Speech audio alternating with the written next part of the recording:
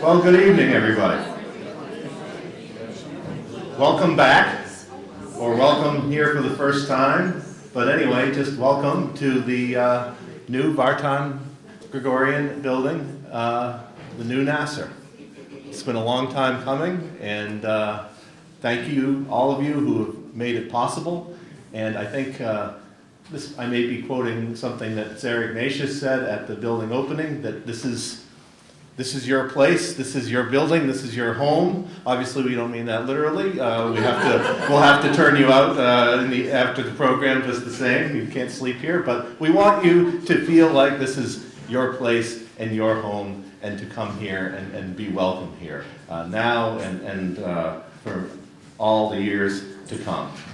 Some of you may have been here on November 1st for the grand opening and ribbon cutting. This week, we've reached another watershed moment, and we're in the process, and if you looked around, very much in the process of moving into the building.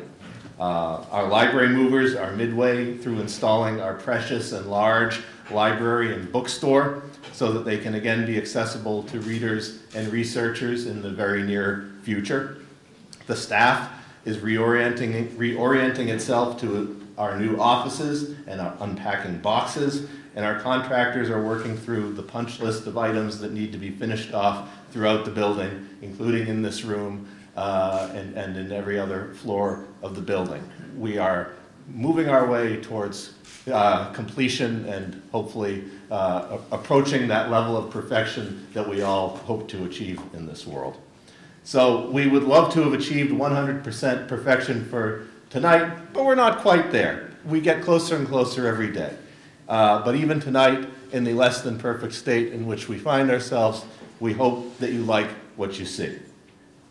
We could have passed up the opportunity to present tonight's program, given everything that's been going on, but we thought it was important that just as during the year and a half when we were in temporary quarters and we continued our core activities as an organization, so too now it's important that we carry on with our work. And so here we are.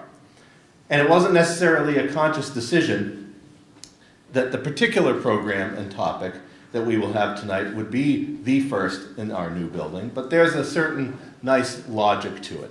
Genealogical research is everywhere today, and more Armenians, like everybody else, is engaged in researching their own family histories and backgrounds. And NAASR holds great resources for such research, and we really look forward to making them accessible to you in the near future once again. Related to the work that you or I might be doing on our families, or that researchers like George Agjayan, who's hiding in the back of the room, is doing about particular communities, there is genetic research that is transforming our understanding about early human history as well as more recent human history. And of course, this includes the history of the Armenian people. Located at the crossroads of Europe and the Middle East, the Armenian Highland, or historic Armenia, served as a transition corridor for major waves of prehistoric and historic migrations. The genetic history of Armenians as an indigenous population of this region attracts keen scientific interest to resolve the puzzle of ancient Middle Eastern population expansion, the spread of Indo-European languages, and other much vexed historical questions. Since 2015, Dr. Levon Yepiskoposyan has been part of a research team engaged in a project to draw a genetic atlas of historical Armenia in order to reproduce the rich spatial mosaic of the Armenian gene pool across time and space. Working at the cutting edge of genomic research, Dr. Yepiskoposyan will share some of the insights that he has gained through genetic research and how it is shaping or reshaping our understanding of Armenian history and the history of the region. I don't know why the AV is doing that. That's one of the things that we'll just have to figure out, won't we? Dr. Levon Yepiskoposyan is the head of the ethnogenomics laboratory at the Institute of Molecular Biology of the National Academy of Sciences of the Republic of Armenia. He is a member of the UCLA Armenia Genetic Research Project. He is the director of the Karinpak Cave Excavation Team in Artsakh, and he has served as the rector of Artsakh State University and president of the Armenian Anthropological Society. He's the author of many articles in peer-reviewed journals and books, and the author and co-author or editor of numerous other publications. He recently participated in the Armenian genealogy conferences in Southern California and Fresno this past weekend, and we owe his presence here tonight to the generosity of NAASR board member George Agjayan. So please, as you're welcoming Dr. Yepiskoposyan, also thank George with your generous applause. So, Dr. Yepiskoposyan.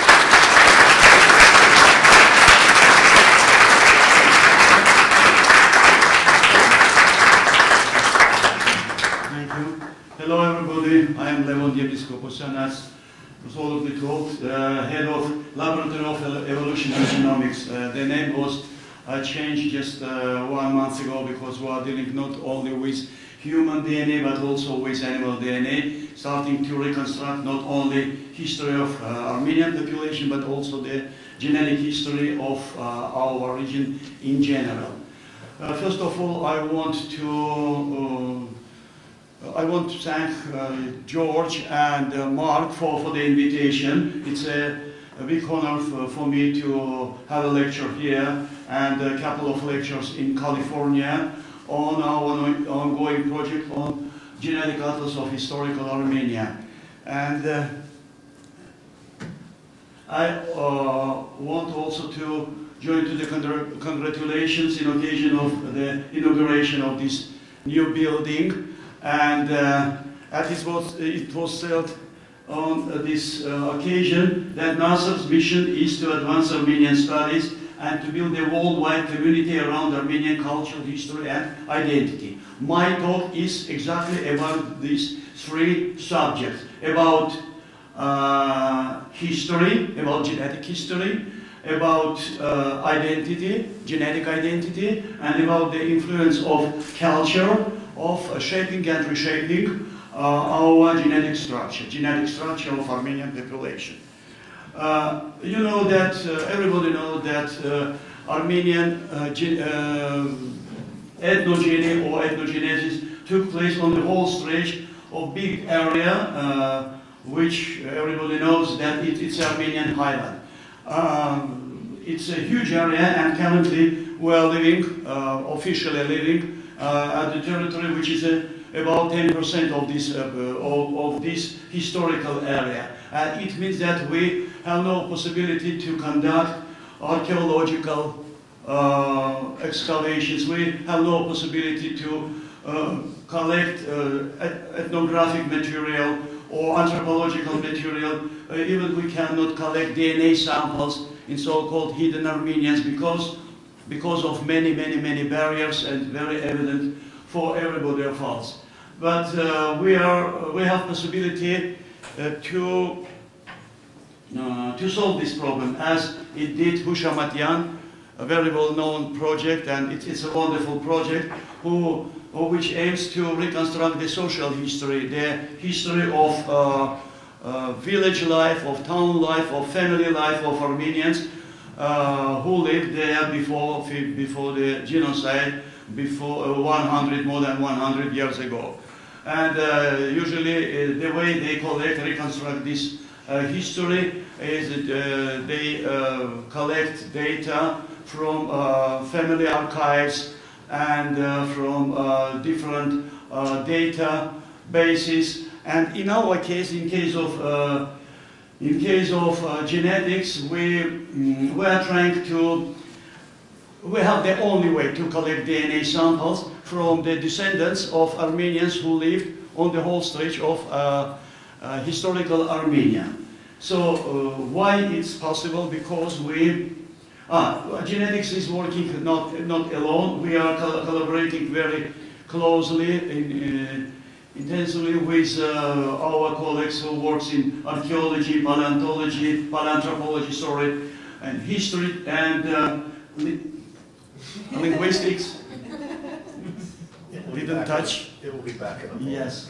So the only way is to collect this kind of data, and how we are dealing with this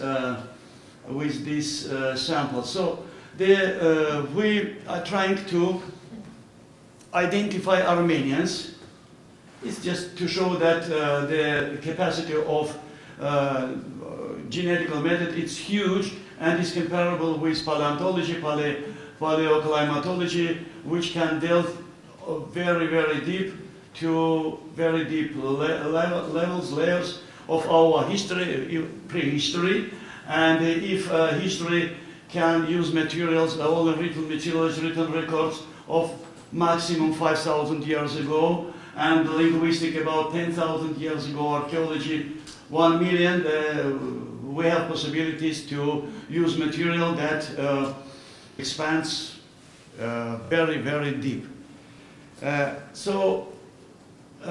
Why I want to let you know that, first of all, that we're collecting DNA samples from those Armenians whose all ancestors from both sides, from maternal sides and from paternal sides, are from the same territory of historical Armenia. Just as an example, if you consider yourself as a pure Van Armenian or pure Erzurum Armenian, it means that your all grandfathers, all grandmothers, all your great-grandfathers and great-grandmothers, they originated in these areas. And this is the only way to collect data which will reflect the, the mosaic of Armenian gene pool before genocide. So why this project is so urgent? You can read, and I will try just to describe it briefly.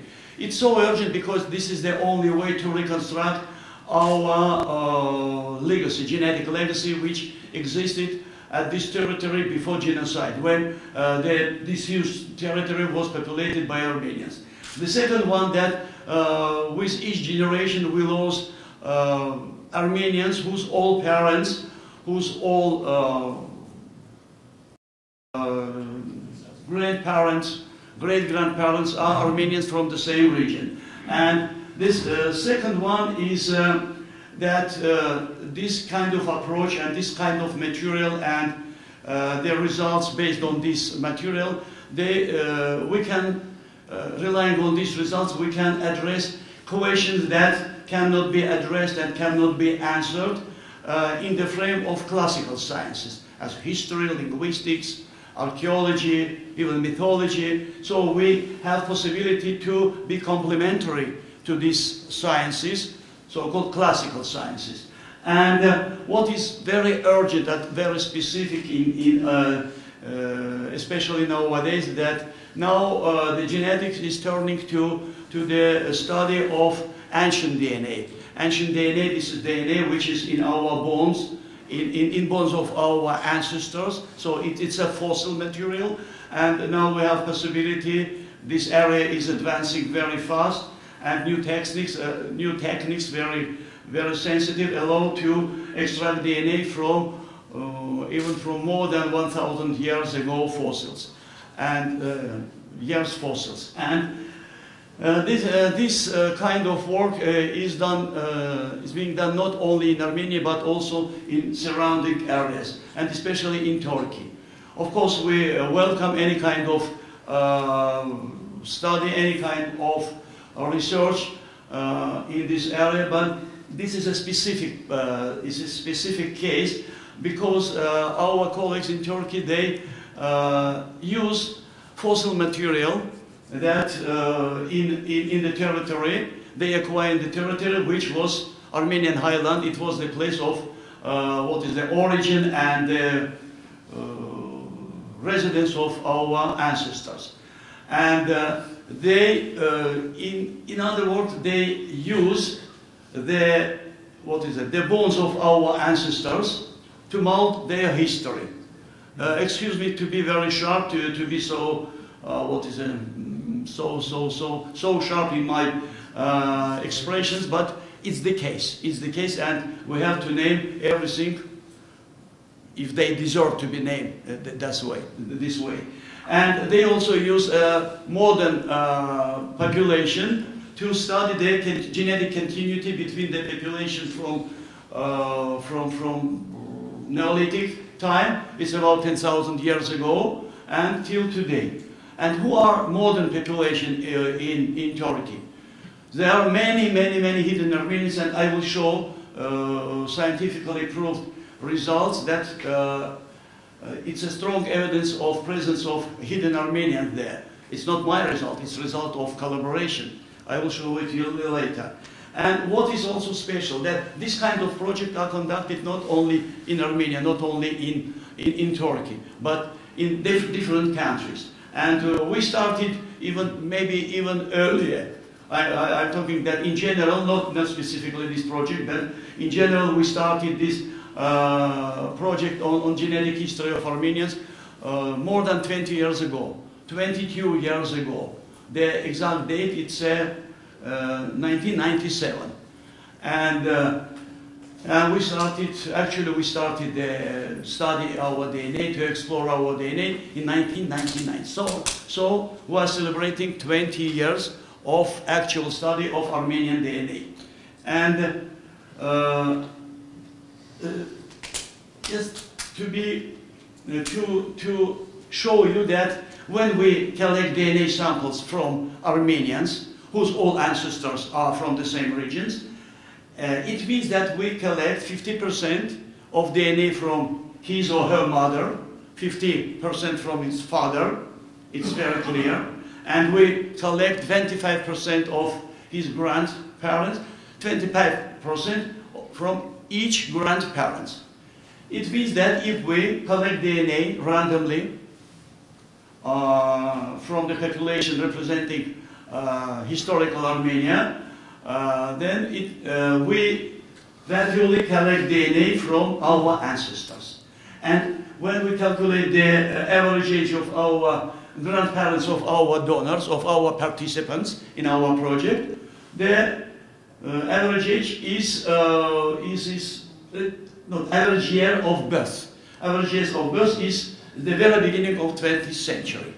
It means that it's long before, not so long, but it's before the genocide. So, and our collection, our collected material, actually it reflects the diversity, the mosaic of gene pool which existed on the Armenian plateau, on the Armenian Highland before genocide. This is our aim, and we can achieve it. And so there are different ways to reconstruct genetic history. We can reconstruct it through maternal side, using mitochondrial DNA, through paternal side, using Y chromosome. And now we are turning to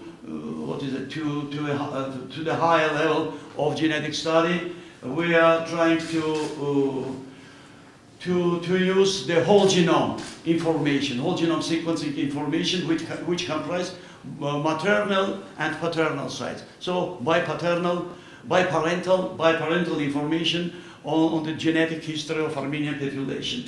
To start this project, we had long discussions, long collaboration with our colleagues, historians, linguists and geographers, and in order to understand how to divide, how to classify the whole stretch of historical Armenia to separate, to disparate regions. And using their, suggestion, using their expertise, we divided it about to 30 regions. 30 regions, and it's not the ultimate classification. Maybe we will have some sub-regions as well, and the sampling shows that sometimes we have to combine, to merge 2 or 3 regions. Sometimes we have to divide it further. But in any case, it's about 30 regions that should be reflected on our map, on the atlas of genetic atlas of historical Armenia. So now turning to the question that can be addressed and answered using genetic approach. First of all, this is the time and place of Armenian origin. Then I will tell you what does it mean. There are Armenians aborigines, or Armenians are newcomers, and it was mentioned in one more than 2,000 years in one very, very weak and very short record left by Herodotus, or Herodot, that Armenians and Phrygians, they were in the same army of Cyrus, and they have the same garment, and so, but it's in my opinion, and not only my, it's a very weak statement, and relying on this statement, it's quite impossible to state that Armenians are newcomers from the Balkan region. We have to profoundly study this, using not only genetic, but we have to use also excavated material. We have to use also fossil data. One of the important questions, or the principal question, is a question about genetic continuity. Are Armenians currently living in Armenia, or who lived on the area of historical Armenia, are they the descendants of populations who lived there even in prehistoric times, or in medieval times, or in Bronze Age, or even earlier or later? So it's also a matter of genetic approach. So we can address and we can answer this question using genetic data, and also, of course, data we acquire from excavations. Then one of the also not less interesting questions is about the traces, possible traces of invaders that might be left in our gene pool. I'm talking about Arabic, Turkic, Mongolian invasions in our territory. Did they leave any signals in our gene pool? Big questions, and possible to answer using data collected in modern populations. So we are trying to understand if any traces in our gene pool, current modern gene pool. And to be brief, there are several Armenian diasporan populations with unique history of traveling, of their historical destiny, and we have a possibility to reconstruct their genetic history, and also to understand if they had some essential genetic contacts with neighboring population during this long history. As an example, I want to point to the Don Armenians. This one. It's a very interesting group. They are descendants of Ani Armenians. It's based on historical records, and they fled to the Northern Caucasus, spent there maybe two generations, not more, and then due to the conflict between the Turkic Nogais population in that region, they moved to Crimea, and they spent there long time. They had also neighbors, also of different ethnicity, and then in the end of the 18th century, they were transplanted to the Northern Caucasus as well, and they founded very well-known city, Rostov. Rostov was founded by Armenians, and the first name was Nor Nakhichevan. Nor Nakhichevan. It was allowed by Ekaterina or other tsars to name this city, this settlement, with Armenian name. It was strange, but it's a fact. And other questions, and the general one, Armenian Highland as a transitional corridor. And this is the reason why so many resemblance, so many genetic links between Armenian gene pool and genetic features of populations who cross this area and reach the western facet of Europe. I'm talking about the all populations of different ethnicity currently living in Europe. We use very simple ways to collect DNA samples. In Armenia, we usually use blood samples because blood consists more DNA and it's easier to extract DNA. When I'm traveling to different Armenian communities, and here also, I collect DNA samples as saliva samples. There you see it. And when we use fossil DNA, we collect DNA. We take DNA from fossil materials, from fossil bones, and then we extract DNA. And then we analyze it. Just have to wait. So now about some results that are already achieved. And this is the result which were published by my colleagues. It's not result of our laboratory, but they used our material. They used our material for the analysis. What kind of results were published? It was published in European Journal of Human Genetics in 2016, 3 years ago. So we have scientifically proved evidence that Armenian gene pool separated or isolated about 4,000 years ago. It's the time when the big states in Near East crashed and annihilated. And since that time, for millennia, we had no significant genetic contact with other populations. What does it mean in general? Why? What are the reasons of this separation, of this isolation? Any population is in the state of isolation when it has borders. When population has borders, when it has something like state, it should be borders under the strong control. When population has very limited genetic contacts with neighboring populations, borders. The second is language. Language also is a barrier for genetic contacts. And the third one, it's a difference between cultures, between religions. If you have very strong, very sharp and pronounced difference between religions of your religion and neighboring populations' religions, it also works, it also plays very strong role as a barrier. So let's go further, and we see that there is a good consistency between the separation of Armenian language. I will see you here. This one. This is paper published in 2012 in Science.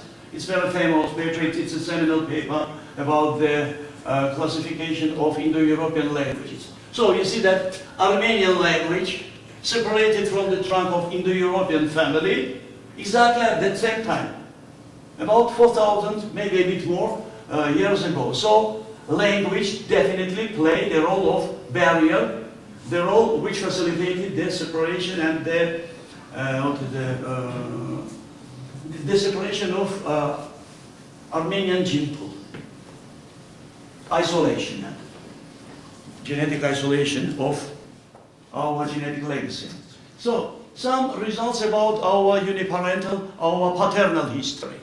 We have wonderful mythology about our forefathers, about height, but from some genetic point of view, it's not the case. It's mythology, it's our history, it's our culture, and it's our identity, definitely. But actually, we have very diverse genetic picture, genetic mosaic of our paternal lineages. And you see that some lineages are very straight, as this one and that one. It means that it reflects the history, it reflects the, the number of founding populations, tribes, groups, who played essential role or who participated in our genesis. in our development, in our shaping us as a distinct population, ethnically distinct population. Next one. It's a bit complicated, but not so much. So here, there, you see these columns. It means that Armenian gene pool has mainly two ingredients.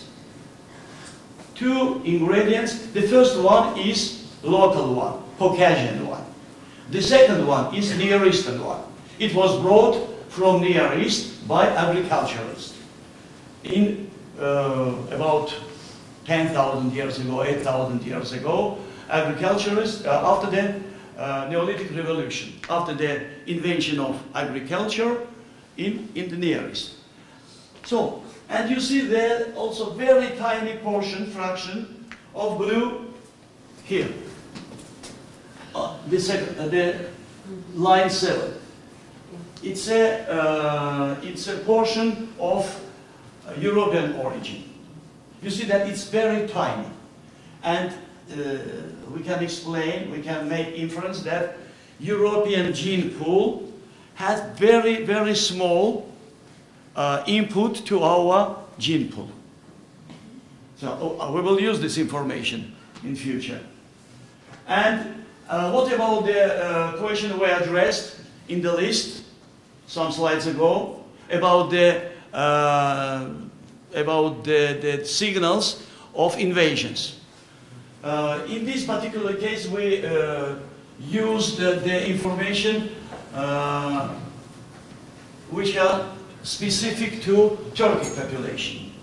We are specific to Turkic population, and you see that this Uyghurs as a population typically Turkic one with the highest level of, with the highest percentage of genetic features of Turkic origin.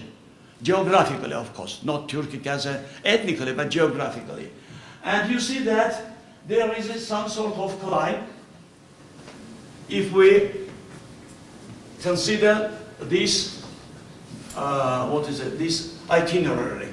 We see that nothing in Armenia, no signals, no traces in Armenia, no traces in Georgia, no traces in the central part of Iran and in the Near East. You see traces in Turkey and you see traces in Azerbaijan. So it's an awesome Iran with a lot of people, Turkic-speaking population. So you see that there is also consistency between language, Turkic language, and the frequency of genetic traces in this kind of populations. Again, why Armenians, why Georgians? Let's leave this part. Why they could preserve, specifically Armenians, why our ancestors, our gene pool, could preserve so-called purity, and we don't have any visible, any significant traces in our gene pool. I can only speculate on this matter, but my speculation will be more or less not scientific, but reasonable or logical. First of all, we had very pronounced, very strong identity that time. This is time just 1,000 years ago. It's the beginning of Mongolian invasions, of Turkic invasions. Armenia, you knew that Armenia had a high, high level of very pronounced ethnic identity. We had history, we had literature, we had heritage, cultural heritage. It's one barrier. The second barrier, of course, it's religion. And if you read Ganzaketsi, you see that Armenian women, they prefer to be killed or to be thrown to the gorge than to be raped by the Mongolians or by the Turk tribes. So this is the second one. And usually I use also the explanation which I heard from my grandmother. Originally, I am from Eastern Armenia, from Gandzak. So, and my grandmother, she was from one of the very well-known Armenian village in the area, Khachakov, and she told me how the attitude of Armenian population in their village to young women, to young girls who were raped by Azeris many years ago, 100 and many years ago. The pregnant woman, pregnant from Azeris, she had only two options. The first of all, to get rid from this fetus. The second one, if she wanted to give birth, so she had to leave, to abandon their community and go to the big city. In both cases, the baby not born in the first case and born in big city, he was not or she was not included in the Armenian community. This is the third, what is there, not reason, this is the third way how to escape the presence of Mongolian or Turkish or Arabic genetic influences or traces in our gene pool.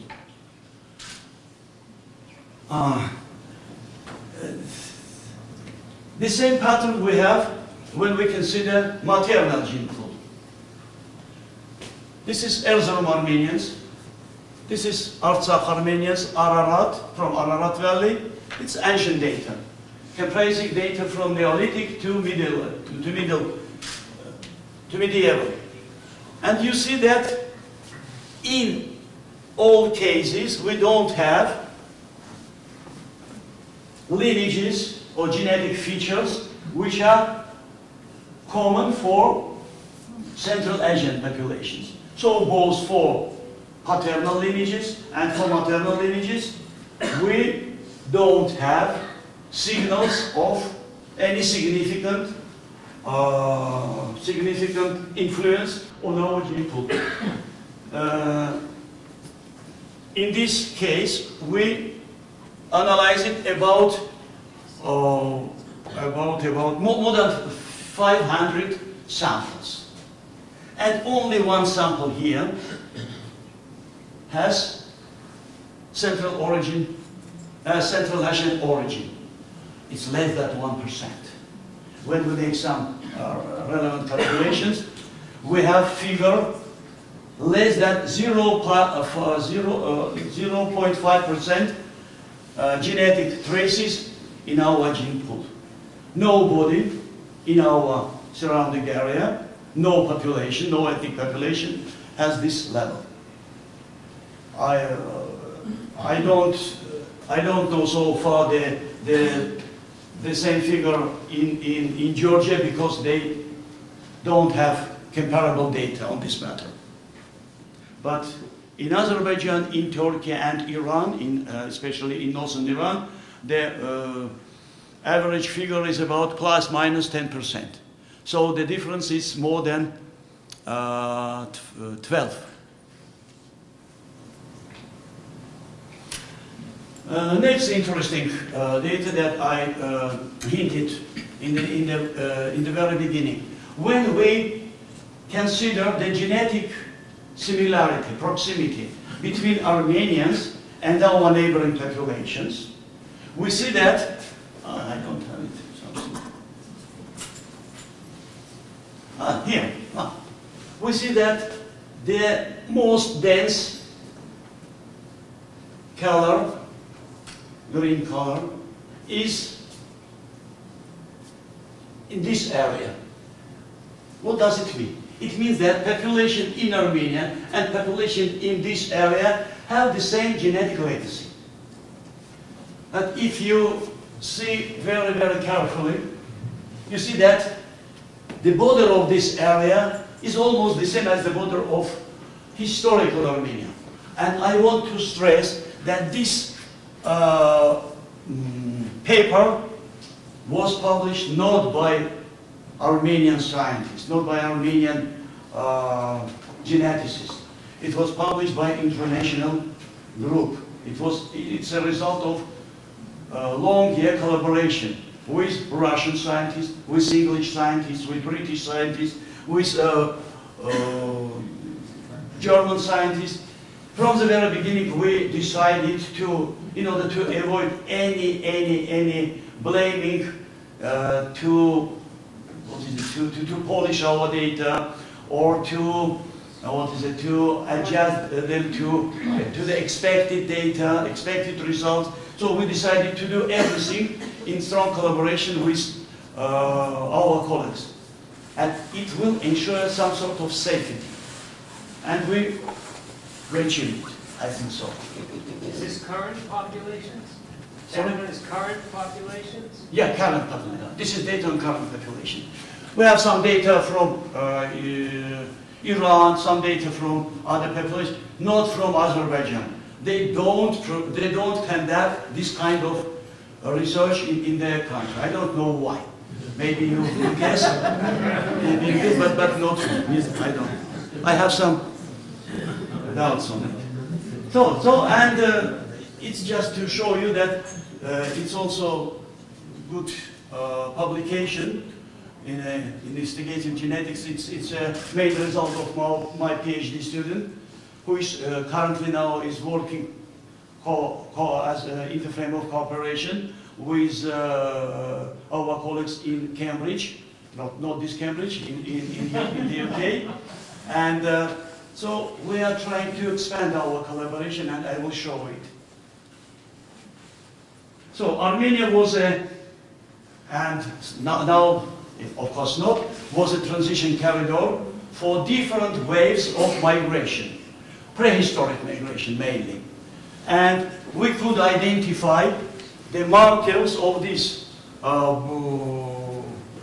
migrations, starting Neolithic time, from the Near East, via Armenian Highland, and we identified the genetic, markers, which linked with which are linked with migrations to Northern Caucasus, to Europe, to the south part, and to northern part of Europe. The next part of our project is using data acquired during our excavations. And we use data from Neolithic time to medieval and to modern time. And just some examples. There are burials in Karashan. It's a necropolis, very, very eminent one. It's a huge one, big one. And each year I get from my colleagues, archaeologists, huge number of fossil material, which we use to extract DNA and to analyze them. And my team, my group also is conducting DNA excavation in the region of Artsakh. It's a village Karintak, beneath the Shushi, and on the hill opposite of this village, on the top of the hill, is this cave, which is a specific one. This is cave with excellent preservation of DNA. So we can extract DNA from any kind of fossil materials, not only belonging to human beings, but also to animals as well. Some pictures are my students working with all necessary equipment, with all necessary tools. Also, so we are trying to meet all standards. And some examples of bones or fossils acquired. were also lithics. It's very interesting because this is obsidian. Obsidian is absent in this region. So it was brought from the maybe the nearest mine is about 40 kilometers away. 40 kilometers. So you can imagine that 40,000 years ago, and we could also estimate, roughly estimate, the age of this layer where it was found. It's about 40,000 years. So it means that 40,000 years there was something of barter between different populations. Populations in the region of mine, this obsidian mine, and this Karintak, which was not Karintak at that time. Then my students, they analyze DNA, not in Armenia. We don't have this facility. It's a very expensive one, and it's not necessary. What we need data generated as a result of any genetic analysis, both for modern DNA and for ancient DNA. So when we get results, so then we analyze this result using very this is some examples of publication. It is our first publication. It was a huge project, big one, and highlighted our Armenians, which were included in this project. And we had the first 6 Armenian DNA, ancient DNA samples published. So the first publication was 4 years ago. Then we expanded it, and in this publication, it's 2 years ago, 2017, we published 54. 54, it's a huge amount. For one ethnically homogeneous population, 54. I'm proud of it, because definitely it's a big figure. Of course, there are some population which now has more, but no comparison regarding resources. We used data. It's obvious that we couldn't use fossil data outside of Armenia, beyond Armenia. We used data acquired during excavations in the Republic of Armenia and in Karintak, where we're digging now. The data show that modern Armenian populations, Erzurum, Ararat, I told you, from Artsakh, they are very close to ancient Armenian, not Armenians, excuse me, the ancient populations who lived at this territory 8,000 years ago, 5,000 years ago, 3,000 years ago. This is pooled sample. But we see that Qashqai from Iran, they are far away. Turks, Persians, Tatars, the only population which are very close and could be considered as a very tight cluster. This one.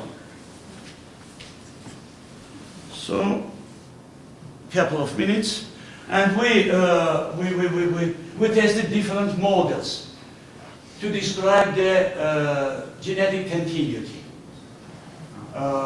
from ancient population to modern population. And we found that this particular model describes perfectly the genetic continuity, straight genetic continuity, at least from 8,000 years ago. This is minimum.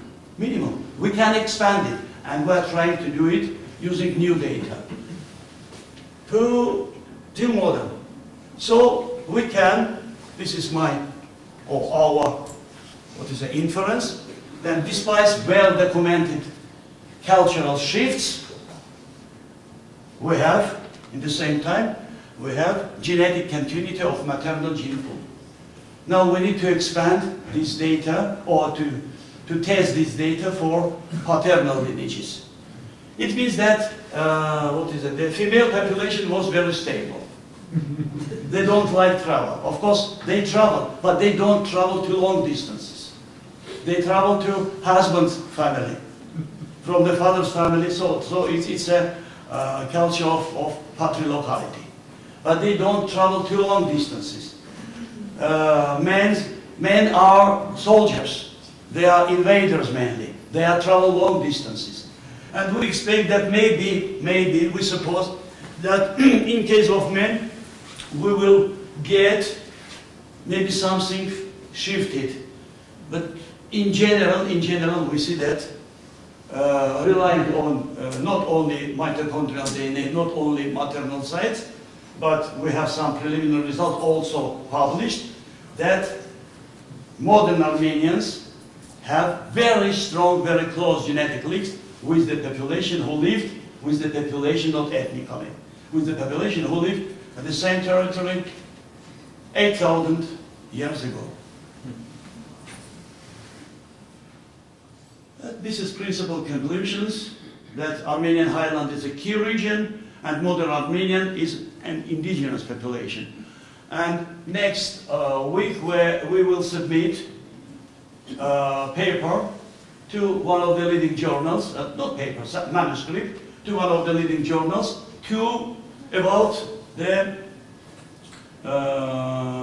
about the indigenous nature of Armenian population, where we strongly reject this so-called theory of Balkan origin, of the Balkan origin of Armenian population. I will be glad to spread it as soon as it be published, it be out. That to show you that now we use not only the assistance of our colleagues, we need to combine our efforts, we need to work together, but we also now we use very sophisticated bioinformatical data approaches and simulation modeling to squeeze more information from this kind of data. And I want to let you know that I'm confident that genetic data, genetic information allows us to state very firmly that though the Armenian population was expelled, or Armenians, our ancestors, were forcibly expelled from our homeland, but not erased. We preserve very vivid information about our presence there at this territory, and we have to reconstruct it. We have to let everybody know that our ancestors lived there, and this is the main objective of this project, Genetic Atlas of Historical Armenia. And to show the last one, it's that we are shifting from uniparental,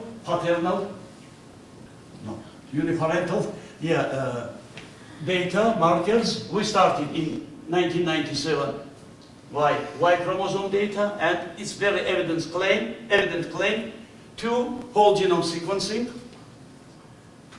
36 now, and whole genome and ancient DNA, 52, more than 50, it's not bad figure. So we are planning to have about 200 in order to ensure the coverage of whole historical Armenian area. It's very tough challenge, and we are pacing very slowly due to the lack of resources. But we are moving, and eventually we will get it. So summing up, I invite you to take part in this project. If everybody of you meets this requirement, if your old parents, grandparents, and great-grandparents are from the same region of historical Armenia, so I brought saliva kit. You can donate your saliva as an essential part of this project, and I will be happy, my colleagues also, to reveal your genetic legacy, to reconstruct the genetic history of Armenian population. We also are dealing with history, genetic history, but not genealogy. But genealogy not a distinct individual, not a separate individual, but it's a genealogy of Armenian population. And I want to thank you for your patience and to show our partners. It doesn't matter who they are, it matters that they are leading centers, scientific centers and universities in different countries. And it's my love. And thank you so much.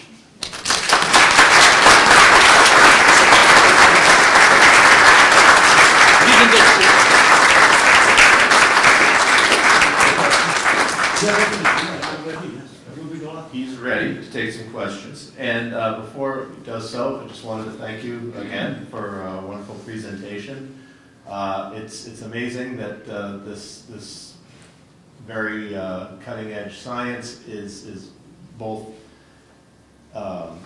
reinforcing and in some cases reshaping some of the factual material that we've been taught based on historical texts, linguistic studies, Armenian mythological studies. Some of it is being challenged, some of it is being reaffirmed, and I think it's really fascinating to see the process taking place. I just want to mention before we get rolling here that one, there are restrooms on this floor in the hallway just outside here. I should have mentioned that at the beginning, perhaps.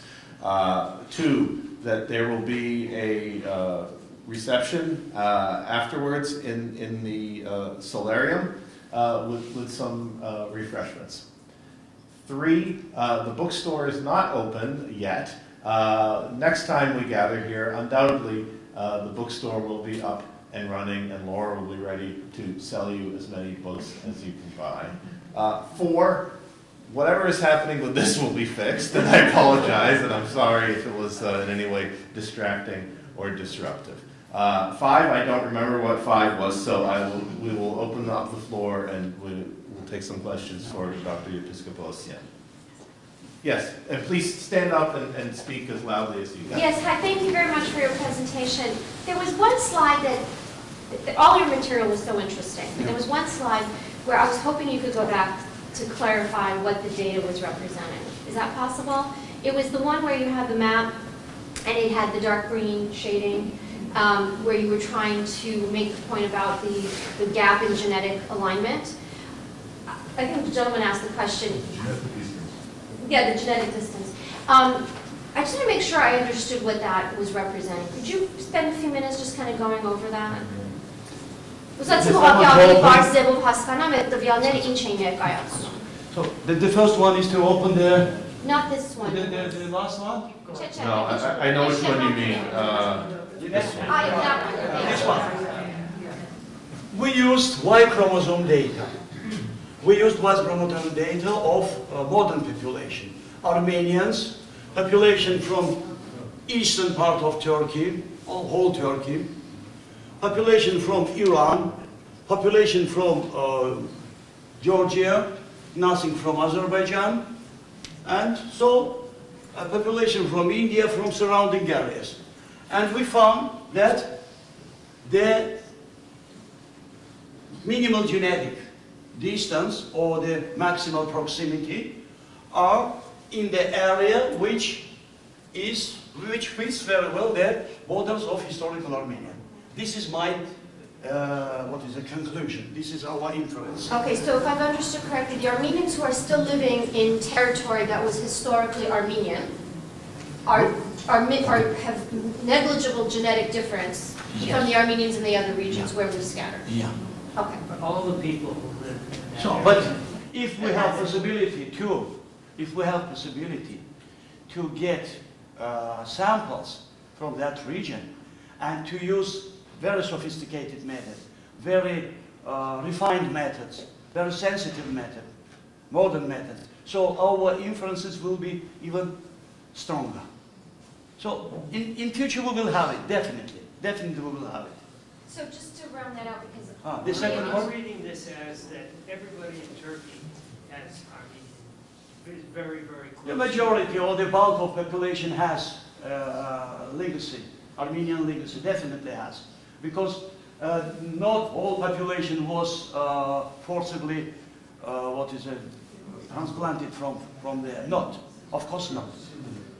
And it took many centuries, not only 100 years ago.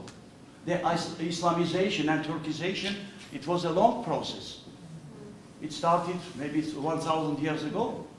So we can claim that Armenians, or Armenian legacy started to be included in so-called Turkish legacy 1 millennium ago. This is the case. Yeah, that's the clarification I was looking for. Thank you. Yeah. From what I understand, the data, the number of people that you have genetic information on, it's a few thousand, right? On the Y chromosome, it was a few thousand at the top. Do you have access to the other genetic, like family tree DNA, FTDNA? Yeah. There are many Armenians. Do you have access to those? Yeah. Did you use any of that? Thank you. This it's a good question because it's a huge material. It's a huge resources. But unfortunately, sometimes they don't have. Not sometimes. In the majority of cases, they don't have detailed information about the place of birth of their ancestors. No, the FTDNA as an Armenian. I know. I was involved in this project. I know many things about this project. I know the data, how they collected this data. We are trying to avoid any shift, any bias in our sampling. Sampling is the essential part. It's the essential phase in this kind of projects. So if you have some mistake, if you have some bias in your sampling, so your results also will be biased and interpretation also will be biased. So we prefer to get less material, but to be sure that, to be convinced that our material is not biased. It's safe from a scientific point of view. It looks like there's a lot of paternal haplogroups represented. Yeah. So I was wondering, what is the intergroup or interpopulation difference, genetic variation, and how does that compare to other nations? So for example, if we were to compare the diversity of Armenian genetics to the diversity of French or English. That's also very scientific question. When we started, when our paper was published in 2001, there was a statement that, a result that the geographic structuring of Armenian populations in some cases are higher, are more pronounced than for some ethnic groups in Europe. So Italians and French and maybe their neighbors and from Switzerland and so on. So it means that Armenian population was separated, was structured, was divided to different subgroups much earlier than populations in Europe. And if we, the second part of your question is the diversity. Diversity of modern Armenian population is very high and is comparable with the rate of diversity of Turkish population, which is very young, about 500 years as a state, as an entity. So, and our diversity is much bigger than the diversity of our northern neighbor, of Georgians. So is there it's due to history, due to genetic history. Is there a subpopulation in Armenians that's older than a... No. There are differences due to diversity. And it also clear or evident that the populations in mountain regions, they are isolated. And diversity there is less. It's not so big. And diversity is usually big in the areas which are as a transition corridor, the area of contact, the area of clashes, the area of what is active genetic contacts. Now, I know there are many other questions, but Maybe we can. please, let's just continue the discussion. Yeah, because Professor Yepiskoposyan will answer your questions while eating baklava. I think that's a reasonable expectation. So thank you all for being here tonight for this special occasion for NAASR and for I hope for the community. This sort of sneak preview. In the new year, we will be fully up and running, and programs will be taking place on a regular basis, and we will hope to be exploring all aspects of Armenian studies that we have the ability to explore in this building for years to come, and we hope you'll be here with us on these explorations. So please thank Professor Yepiskoposyan.